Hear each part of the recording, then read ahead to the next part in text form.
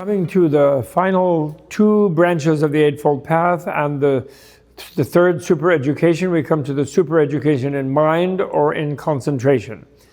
And this brings us to the Buddhist use of meditation, which too often people have mistakenly thought was the main and only thing that Buddhism is all about. People always say, what is Buddhism? Oh, it's just meditation, which couldn't be more wrong, actually. Everyone has meditation. Even we meditate when we watch TV. When you watch the news, you get frightened and paranoid and you vote for hardness on crime. And when you watch commercials, you become dissatisfied with whatever car you have, house you have, wife you have, husband you have, what clothing you have, and you want to rush out and buy some new one. So your meditation everyone is doing all the time. Once one has a foundation, so in Buddhism, meditation is noticed as the last of the three things. It comes at the end of the Eightfold Path.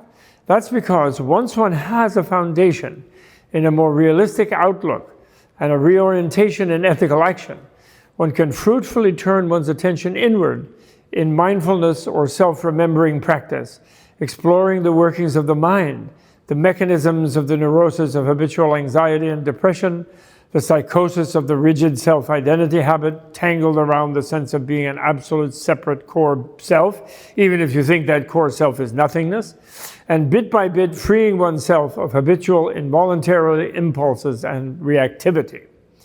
Empowered by such more positively controlled self-consciousness, one can cultivate more intense states of concentration, which can be harnessed to empower the wisdom insight process to deepen exponentially the penetrating exploration of the nature of mental and physical realities. Actually, therefore, where meditation fits is where through wisdom, you have gotten a more realistic worldview, but your realistic worldview doesn't agree with your underlying instinctual and visceral feeling about the nature of the world. So realistically, you're a relative being, constantly changing, realistically in your worldview, but your gut feeling, I'm still separate, I'm the real me, I'm apart from everything, you still feel that.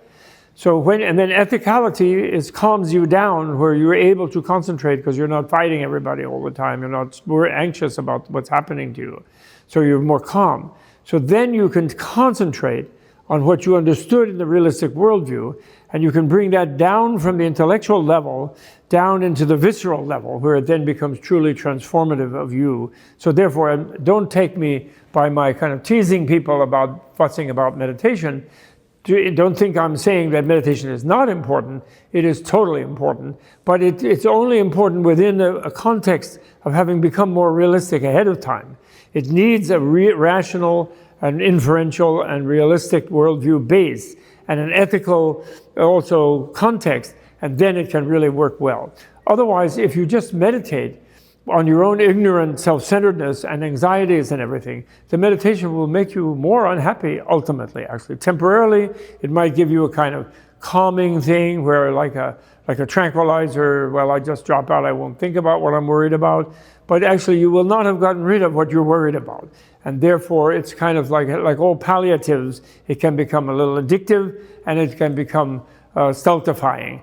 Whereas if you use it in the context of learning and also changed behavior of body and speech, then it can be really elevating and transforming.